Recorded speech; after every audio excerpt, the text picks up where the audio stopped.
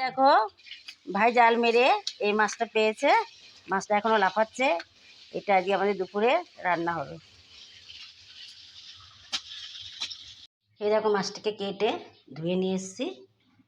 দেখো মাছের সঙ্গে দেবো বেগুন, ঘি করলা আর কাঁচা লঙ্কা। একটা করে রেখেছি কাঁচা লঙ্কা দিয়ে দিয়ে মাছটাকে মেখে রেখেছি। আর মাঝার মতো তেল দিয়ে দিচ্ছি কড়াইতে।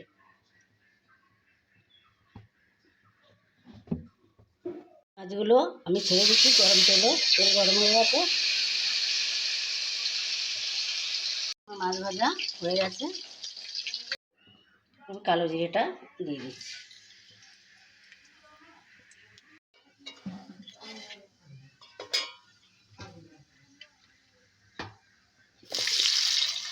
দিয়ে দিলাম ঘি করলা, দিয়ে দিলাম বেগুনটাও দিয়ে দিলাম।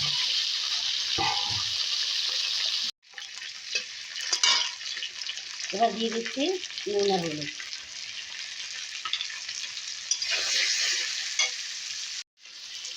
চিনি দিয়ে দিচ্ছি, অল্প পরিমাণে দিয়ে আর লঙ্কা দিয়েটা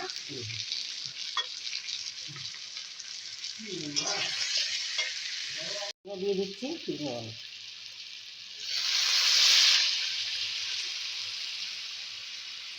অল্প পরিমাণে দিলাম, আমি সরষার জলটাও দেবো। সরষার কাঁচা লঙ্কা বাটা জলটাকে আমি দিয়ে দিই। দেখো আমি এবার এই মাছগুলোকে দিয়ে দিচ্ছি।